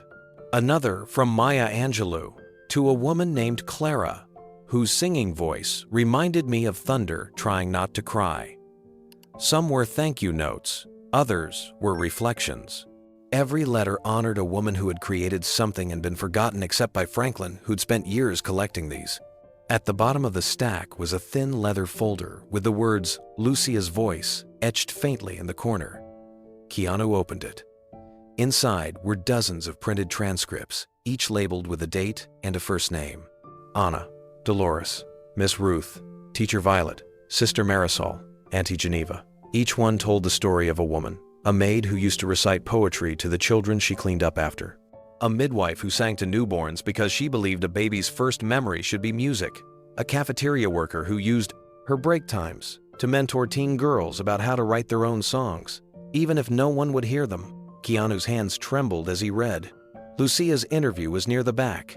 The date said 1989. It was typed on an old typewriter. I was born with music in my ears. Even when no one else could hear it, it was there. I used to hum so the silence wouldn't scare the children. Sometimes, I hummed to keep from crying. But always, I believed in leaving songs behind even if you have to leave your name behind too. Keanu closed the folder and just sat there. The diner was quiet. The coffee had gone cold, and Franklin was still gone. But something in Keanu had begun to stir like a needle dropped on a forgotten vinyl, pulling up melodies buried in dust and time. Keanu set the folder down carefully and glanced again toward the restroom hallway. Still no sign of Franklin. He looked back at the contents of the briefcase, suddenly aware that what lay before him was more than memorabilia. It was a mission, a quiet archive of voices that had been left in the margins. Songs, thoughts, memories, and truths spoken by women who were never handed a microphone. But someone had listened. Franklin had. And now, he had passed it to Keanu. Beneath the stack of letters, at the very bottom of the briefcase, was one final item, a cassette tape, marked in black ink, Lucia, 1977. The label was fading, the edges frayed. Keanu reached into his bag and pulled out a portable tape player, a relic he'd kept since college, more nostalgic than practical. He slid the tape in, pressed play. Static. Then, a soft humming. He froze. It was her voice. Lucia. Unmistakable. Gentle and raw. She was humming the lullaby she used to sing to him after nightmares. The one with no words, just melody. As the hum turned into verses, Keanu's eyes welled up. The lyrics were in Spanish, about stars and rain, about forgiveness carried on wind, about homes that live inside hearts. Then, a pause, followed by her voice, speaking directly into the recorder. If you are listening to this, it means someone finally found the courage to share what was never meant to stay hidden. We are not meant to vanish. Our songs matter. Our kindness mattered. And so do you. Keanu let the tape roll on, each note tugging memories from the corners of his heart. There was a time when he thought his success had to be silent. That helping others meant erasing himself, disappearing into the background. But now, this felt different. These weren't stories of fame. They were stories of meaning, carried by women who gave everything and asked for nothing. Women like Lucia, women like Franklin's daughter, voices that didn't want applause, just remembrance. Keanu sat up straighter. His heart beat steadier. The project he had started, Luia, was meant to honor her spirit, but it had been missing something all this time: a soul, a sound, a heartbeat. And Franklin had delivered it, wrapped in jazz notes, forgotten letters, and lullabies on magnetic tape. Franklin had disappeared without a goodbye, but he'd left everything that mattered. A message, a baton, a legacy. Keanu stood from the booth, briefcase in hand. He walked to the counter and asked the server if she'd seen the older man return from the restroom. She shook her head. He left through the side door, tipped me $50 and said, "Tell him the rest is his to finish." Keanu smiled. Outside, the sun had started to rise. Light spilled over the horizon like a slow crescendo. The city hadn't changed, but Keanu had. He wasn't sure what would come next, but he knew he would carry this briefcase everywhere he went. Into boardrooms, into film sets, into studio sessions. Because inside that old leather case lived every reason he had left to keep going. And more than that, every reason to be heard. Keanu sat at the corner table of the cafe, staring at the briefcase for what felt like an hour. The leather was worn smooth, the brass latches dulled from time. He hadn't seen Franklin since the man excused himself to the restroom. That was nearly 30 minutes ago. The silence in the cafe, once comforting, now felt stretched, uneasy, like a clock had stopped ticking somewhere behind the walls. His eyes drifted back down to the contents of the briefcase, Lucia's voice, the handwritten sheet music, letters penned by jazz icons he once studied in film school, yellowed with time, but rich with presence. But it was the cassette tape tucked under a stack of documents that pulled at him the hardest. A thin strip of masking tape had been placed over the front, labeled in looping cursive, "Play this when you decide." For a long time, Keanu just held it in his hands. Cassette tapes felt like artifacts now, outdated. But that label, "when you decide," kept echoing in his head. He glanced around. The cafe was mostly empty. A couple on laptops by the window, a teenager doing homework by the bar. Then, he remembered.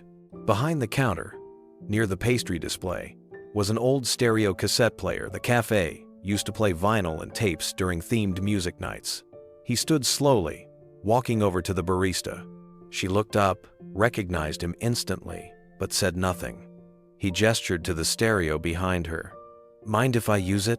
She blinked, then smiled, almost reverently. "Go ahead." Keanu knelt by the stereo. The machine creaked faintly as he opened the tape deck.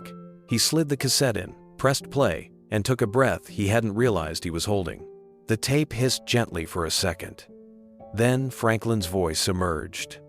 Weathered, barely above a whisper. "If you're hearing this, it means I'm gone, or I will be soon. Either way, I ain't coming back to that table, but I think you already know that." Keanu stood completely still, as if his bones had locked 10 in place. The cafe sounds around him fell into silence. Franklin continued. "I never knew how to say goodbye to anything. Not to my wife, not to the music, not even to myself. So I started collecting stories instead. Figured if I couldn't finish my own, maybe I'd find someone else's worth finishing." A pause, then a faint chuckle. "Turns out I found you." Keanu felt a lump rise in his throat.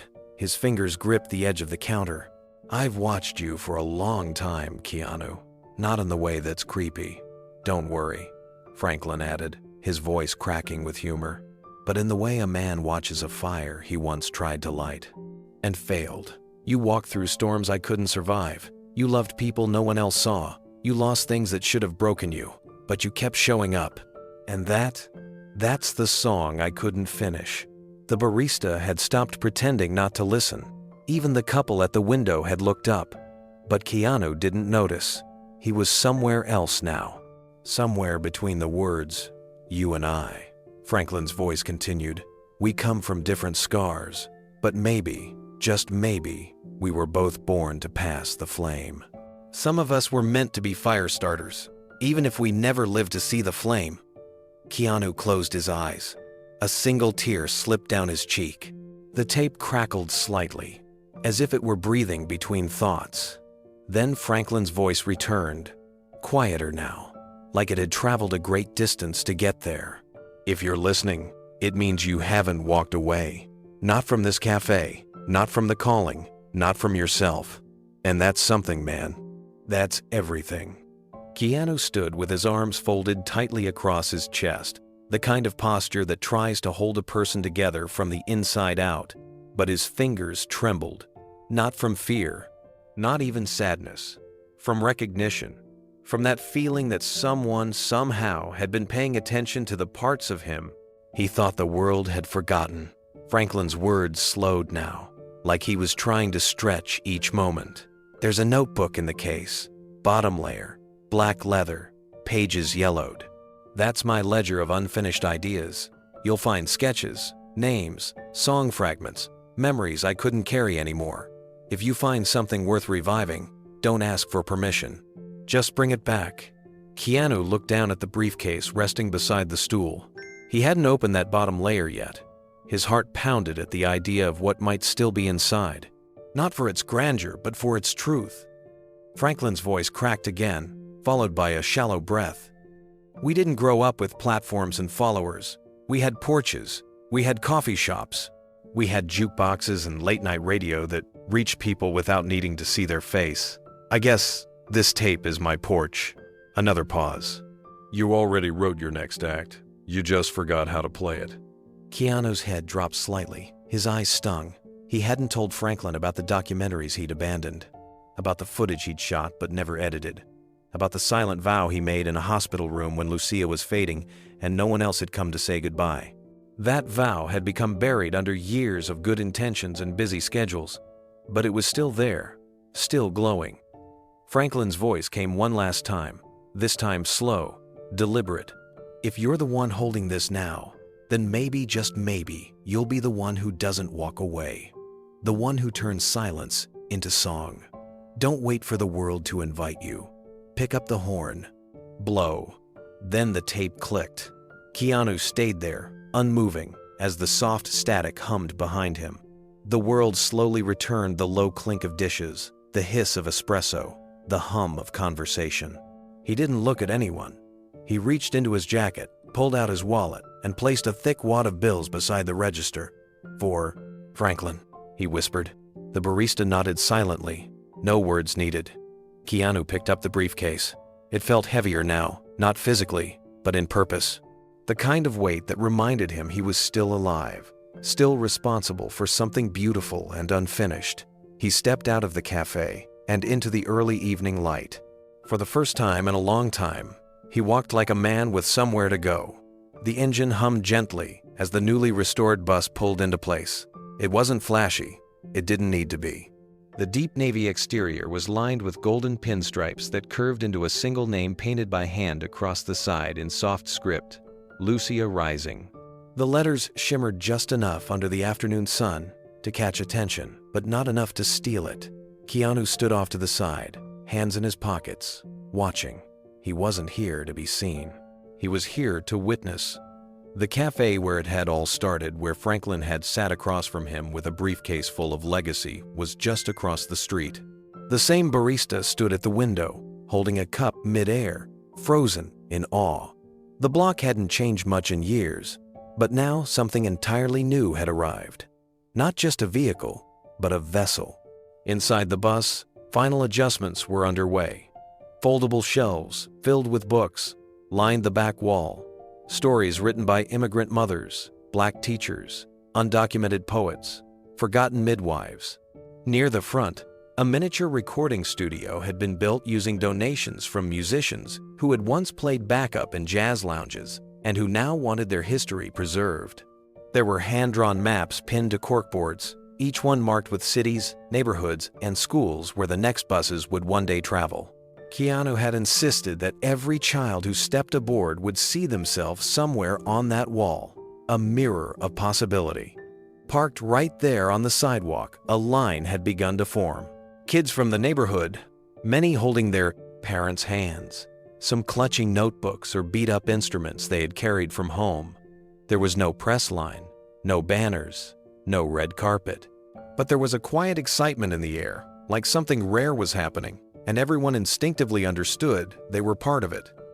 At the far end of the bus, the final preparation was underway. A teenage girl from the Bronx, no older than 15, stepped up onto the built-in stage. Her name was Nevaeh. Franklin's briefcase had included a newspaper clipping about her, a prodigy jazz pianist who had nearly disappeared from the system when funding for her arts program was cut. She had been one signature away from eviction when Keanu's team showed up. Now she stood dressed in a simple white button-up shirt, her curls pulled back, her eyes locked in concentration as she sat at the piano bolted to the back corner of the bus. The windows of the bus were open. The sidewalk hushed. And then Nevaeh's fingers touched the keys. It began softly, the same notes Franklin had scribbled in the final composition he left behind. No title. No chords written out. Just a melody and a message. For whoever hears this, carry it forward. The sound filled the block. It didn't shout. It didn't demand. It rose. People stopped walking. Cars slowed. Children pressed closer to their parents. And Keanu, still silent, still watching, tilted his head toward the music, like he was recognizing a voice he hadn't heard in decades. The past, the present, and the future had all met in one song. A song played not for profit, not for praise, but for passage. As the last note lingered in the air, something almost imperceptible happened. The crowd didn't erupt into applause. Instead, there was a quiet stillness. A few parents wiped their eyes. A little boy in a Spider-Man t-shirt reached out and took his sister's hand. A man in a delivery uniform set down his phone and whispered, "That sounded like my grandma's old record player." Keanu remained still, his expression unreadable, but his eyes were glassy. He didn't try to stop the emotion. He let it move through him, the same way Franklin's melody had. Behind the scenes, none of the organizers rushed. Everything was working just as intended. This wasn't about spectacle. It was about space. A sacred one, where young voices could rise without having to beg for permission. The kind of space Lucia Alvarez had fought to create when no one gave her credit. The kind of space Franklin had preserved piece by piece until he found someone to take the torch. Now, it was lit. Keanu stepped forward, not toward the stage, but toward the line of kids waiting outside the bus. He crouched beside a girl with braces and a sketchbook. She had drawn a violin surrounded by clouds. Her name tag read, Nala. He asked her gently if she wanted to see the studio inside. She nodded. He didn't pose for a photo. He didn't record the moment. He just held the door open and let her in. A journalist finally approached from the curb, notepad in hand, clearly waiting for a quote. But Keanu shook his head. "This isn't my voice that matters today," he said quietly. "Listen to theirs." And then he stepped back into the background, where he felt most comfortable. Inside the bus, Nevaeh had been joined by a group of middle schoolers, with instruments some borrowed, some donated. One boy was missing a string on his guitar. Another had never played his trumpet outside his bedroom. But there was no correction, no pressure to be perfect, only encouragement to begin. They started improvising, the piano's melody folding gently into a rhythm of layered notes. A girl added her voice, soft at first, then stronger. She sang a verse she'd written just the night before about a teacher who told her she'd never make it. Her voice cracked, and the entire bus stayed silent, then leaned in to hear the rest. The music floated through the open windows again, but this time, it wasn't just Franklin's composition, it was theirs. As the sun dropped lower, the bus lights flickered on, casting a warm glow over the sidewalk. No one seemed in a hurry to leave. Even the owner of the cafe stood outside, handing out coffee on the house, a quiet tribute to the man who once sat at table 4, leaving behind more than a briefcase. The legacy had transformed. It wasn't about remembering the past anymore.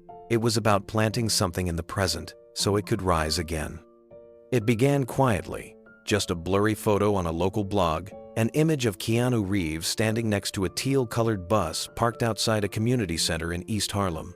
No press conference, no red carpet, no celebrity entourage, just him, wearing a plain gray hoodie, smiling as kids clambered down the steps of the bus, holding sketch pads and instruments. The headline read, "Keanu funds secret project for youth, won't take credit." The story might have faded into internet obscurity had it not been for a curious journalist named Eliza Ramos. She wasn't interested in gossip or red carpet drama. She wrote for a small publication that focused on unsung heroes. When she saw the photo, she felt something tug at her, something deeper than celebrity philanthropy. The image of Keanu smiling next to that bus stirred something else, a sense of mystery. She drove 3 hours to the Café, where the first Lucia Rising bus had appeared. The place looked almost unchanged from the photograph, down to the cracked tiles on the window. She ordered a coffee and asked the barista about the day the bus came. The barista, a woman in her 60s with kind eyes and a long braid, paused. "You're not the first to ask," she said. "But most folks miss the real story. It wasn't about Keanu. It was about the man who came before him." Eliza leaned in. "What man?" The barista smiled softly, as if pulling back a curtain in her memory. "He came in every week, sat at the same table, carried a briefcase like it held the whole world. Name was Franklin." Eliza blinked. "Franklin Holloway?" The woman's smile faded slightly. "That's what he said." Back in her car, Eliza ran a quick search on her laptop. Franklin Holloway, born 1931, jazz composer, cultural archivist, rumored to have died in 1992. A heart attack, according to the records. But there were no autopsy documents, no burial records, just an obituary published in a New Orleans paper with no listed family. Still, the name popped up again.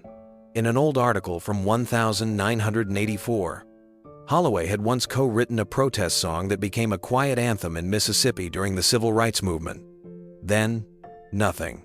Silence for nearly 40 years, until now. Driven by instinct, Eliza tracked down more photos. A librarian in Queens had snapped a picture at the launch of the mobile arts bus. In the background was a familiar face, Keanu, but closer to the frame's edge, in a reflection on a glass window, was another man.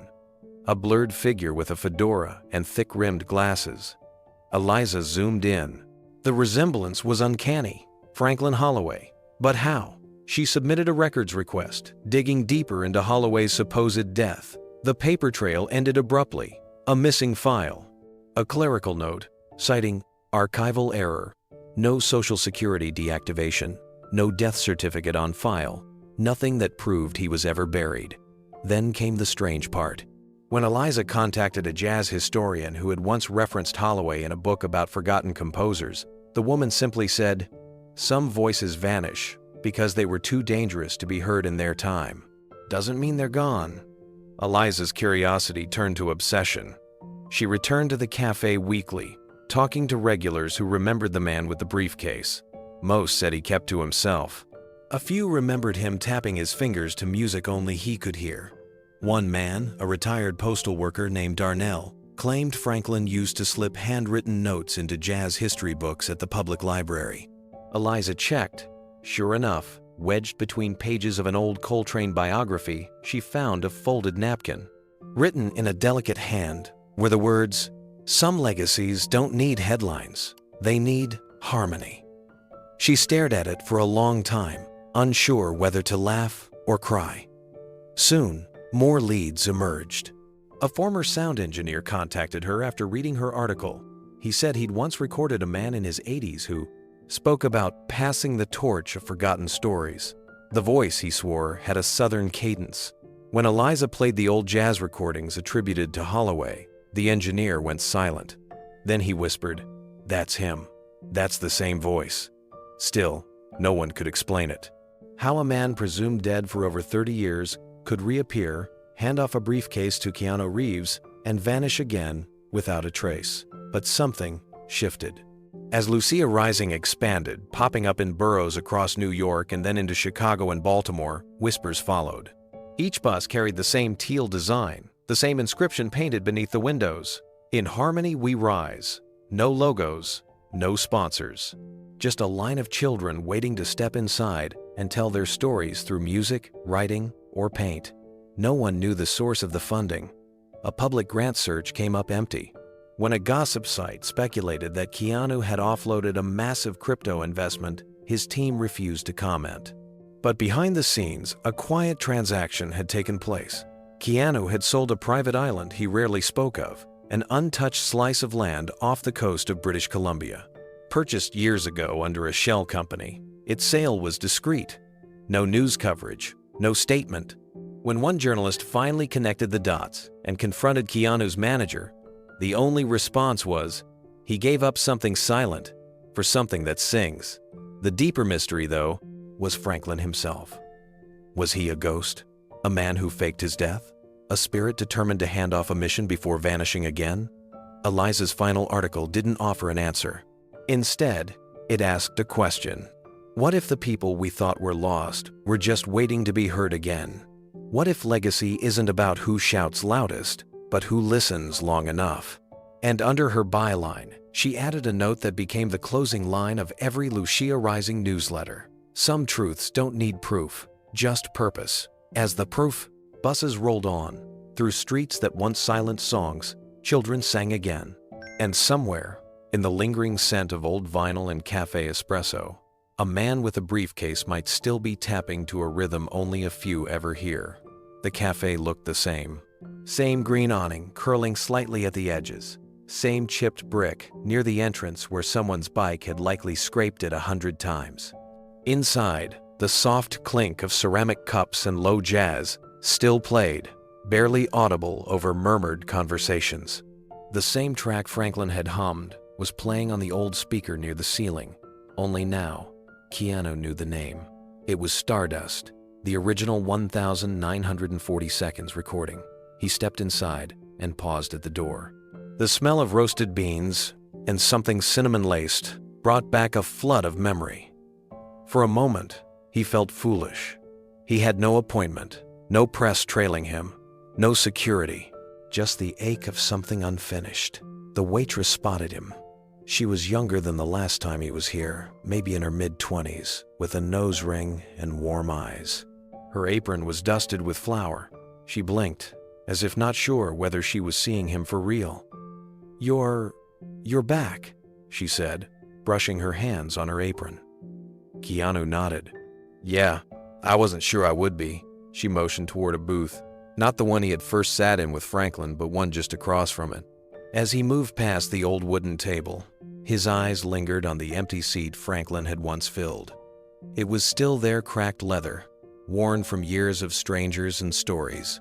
The waitress hesitated, then pulled a small envelope from her apron pocket. "This is weird," she said. "A guy older, kinda quiet, he left this here weeks ago. Told me, if he ever comes back, give it to him. Don't open it, no matter what." I figured it was one of those nutty regulars. But when you walked in, I knew. Keanu took the envelope gently. It was worn, but sealed. His name, first name only, was written on the front, in careful cursive. He stared at it, the edge of the paper trembling slightly in his hands. The whole cafe seemed to hush, as if the walls themselves leaned in to listen. The waitress didn't hover. She stepped back, giving him space. Someone else's cappuccino steamed quietly at the counter. A baby gurgled somewhere near the window. But in that booth, there was only the sound of Keanu's breath. He opened it. The paper inside was thick, yellowed slightly, as if it had been tucked away for decades and only now had a reason to exist. The writing was unmistakable. Franklin's. "Some lives are solos," it began. "Beautiful, brief, and unaccompanied. Others are harmonies defined by who they stand beside. But some are meant to be symphonies." Keanu swallowed hard. The note continued. "You were never meant to play one note, not just one melody. You've always heard the silence between the beats. That's where meaning lives. If you're reading this, it means you chose not to walk away. You stayed long enough to listen." At the bottom, there was no signature, just a line of music notation. Faded, scribbled. But when Keanu looked at it closely, he recognized the progression. It was the same progression Franklin had tapped on the table with his fingers all those months ago. Only now Keanu heard it. Not in his head, not in memory, in the room. A soft, low hum. A phantom phrase. He looked up, slowly, and across from him, where no one sat, the leather chair creaked slightly, as if someone had just leaned back into it. Keanu didn't move. The creak of that old leather seat echoed louder than anything else. For a moment, time lost its structure. He wasn't sure if he was sitting in the present or pulled into the memory of a moment that had never truly left. He blinked. The seat across from him was still empty. Of course it was. But something in the air, an electric stillness, made the hairs on his arms rise. He reached out instinctively and placed his hand on the surface of the table, the same way Franklin once had. It was warm, but maybe that was just the sun through the window. He folded the letter back into its envelope and set it gently on the table. Then he just sat there, hands folded, staring across the booth at nothing and everything. Minutes passed, maybe more. No one interrupted him. He didn't check his phone. He didn't pull out a notebook or sip coffee. He simply listened. Somewhere outside, the muffled sound of children laughing cut through the quiet. And under that faint, so faint a saxophone began to play. He knew that tone, that phrasing. It wasn't the cafe speakers this time. Someone out there, maybe a street performer, was playing it live. Franklin's song. Keanu smiled. It wasn't the polished grin of an actor on a red carpet. It was quiet, almost imperceptible. The kind of smile that comes when something deep inside you shifts into place, like a puzzle piece finally finding home. He rose from the booth slowly, leaving the envelope where it belonged. Before walking out, he paused by the counter and looked at the waitress, who watched him carefully, sensing that this moment wasn't ordinary. "Thank you," he said softly. She nodded. "Was he your friend?" Keanu looked back toward the booth, then out the window where light spilled onto the sidewalk like stage lighting before a show. "He was more than that," Keanu whispered. "He was the last note in a song I didn't know I was writing." The waitress didn't press further. She simply smiled, as if she understood something words didn't need to explain. Keanu stepped out into the golden light of afternoon. The city carried on. Cars honked. Phones rang. People hurried past each other, chasing the day. But Keanu walked slowly. He passed the corner where a boy with a plastic saxophone played to a bucket of quarters. It wasn't perfect, not even in tune, but he was trying. And in the boy's eyes was the same fire Franklin had carried through decades of obscurity. Keanu dropped a folded 100 into the bucket without a word. The boy looked up, startled. "Play it loud," Keanu said. Then he kept walking. No cameras, no entourage, just a man carrying echoes of a melody once nearly lost. He didn't need headlines or validation. What he needed, what he had finally found, was peace. And maybe, somewhere just out of view, Franklin was still tapping his fingers in rhythm, guiding the next great note into the world. The poem was titled, "City That Hums Like Home." It wasn't flashy. It didn't announce itself with grandeur. It sat humbly in the middle of a national anthology, nestled between pieces by more established names. But when people read it, something changed. They paused. Some reread it. Others wept without knowing why. The author was 17. Her name was Amaya Grant. She had grown up in a crumbling apartment building 3 blocks from the cafe where Franklin once Saturday. Her mother worked nights at a hospital. Her father had disappeared before she learned to spell her own name, and her world had always been made of cracked ceilings, hand-me-downs, and occasional power outages. But there was one bright thing that came rolling down her street every other Saturday morning. A sky blue bus with the words Lucia Rising painted in bold cursive on its side. The first time Amaya boarded it, she didn't know where to sit or what to say. But a volunteer named Shay, who once toured with a jazz quintet, handed her a notebook and simply said, "Write your noise, not your voice, your noise." It took her weeks to understand. But then one day, she wrote about the radiator in her building that hissed like a warning before heat. She wrote about the way her neighbor sang off-key in the hallway, about sirens and lullabies. She didn't try to be poetic. She just tried to be honest. By 13, Amaya had a pile of notebooks. By 15, she was reading poems under dim spotlights in church basements. By 17, she stood frozen on the stage of an award ceremony she never imagined attending, holding a Pulitzer Prize for a debut collection that critics described as raw, rhythmic, and revolutionary. But she never knew where it started. She never knew the bus had been funded by a man who gave away his island, who once wept quietly across from a man playing the last song of his life. She just knew the bus saved her. Across the country, in a quiet classroom at Juilliard, a class-working boy named Theo Alston pressed trembling fingers to piano keys that once felt unreachable. His parents had come to America with nothing. His father had sold empanadas on a street corner. His mother cleaned offices after midnight. Music had always been Theo's escape, but lessons were a luxury. Until Lucia Rising parked near his school one rainy afternoon. He'd stepped aboard, dripping wet and skeptical. A man with a long beard and thick glasses handed him a plastic keyboard and said, "Let's find your thunder." Thunder, Theo laughed at the time. But months later, that thunder became his audition piece. He was accepted into Juilliard on full scholarship, the first in his family to attend college. His father cried harder than he had at his own wedding. Yet Theo, like Amaya, never knew the origin story of the bus. He never asked. He just believed in the music it carried and the future it promised. Years passed. Dozens of children became hundreds. Some became artists. Some became teachers. Some simply became better at believing they mattered. But none of them knew the whole story. None of them knew it all began in a quiet cafe. In that same cafe, time had softened the edges of the walls, but some things never changed. The same tin bell above the door still jingled the same way. The waitress who once handed Keanu the envelope had since retired, but she had trained her daughter, Mina, to remember faces, not just orders. Mina saw Keanu walk in again one fall evening. He didn't speak, just nodded, took a seat at the same corner table and ordered black coffee. No sugar, no cream. He wore a long coat, not flashy, just practical. And in the coat's left pocket, as always, was a folded copy of Franklin's handwritten lyrics, The Last Song of Midnight. The paper had grown softer over the years, edges curled and smoothed by his fingers. He didn't unfold it often. He didn't need to. He'd memorized every word.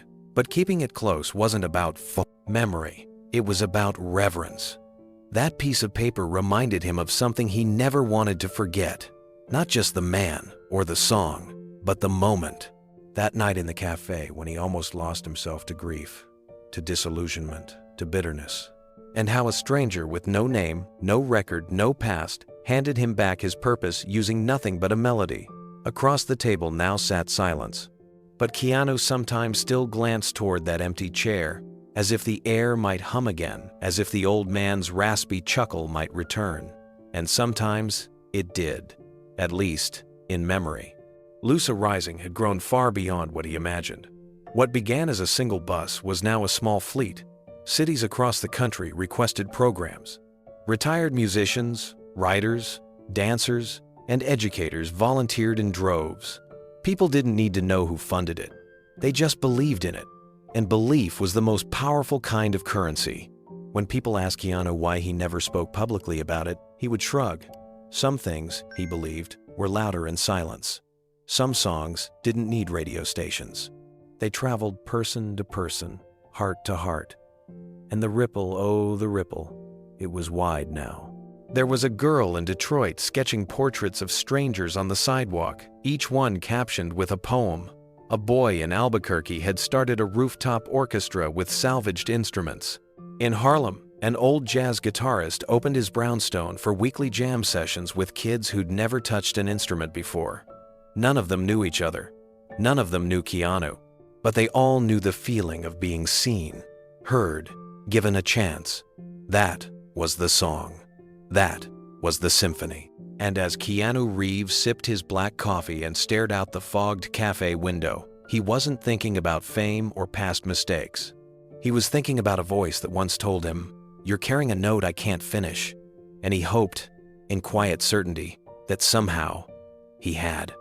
The breeze was soft, that evening, the kind that carried stories instead of dust. Keanu sat alone on a bench that overlooked the Pacific, not far from a quiet cliffside where waves curled and whispered as they broke against the rocks. He wasn't hiding, he wasn't grieving, he was remembering and reflecting. Beside him sat an old leather-bound notebook, the kind with pages that had traveled with him across years, continents, and phases of his life. A pen lay across the middle, uncapped, waiting. Farther down the promenade, a young woman stood by the railing, violin in hand. Her case lay open at her feet with a handful of coins and crumpled bills tossed in by passers-by. She played with her eyes closed, not for money, but for something else. Perhaps for peace. Perhaps for someone who once asked her not to quit. Keanu listened. The melody wasn't perfect.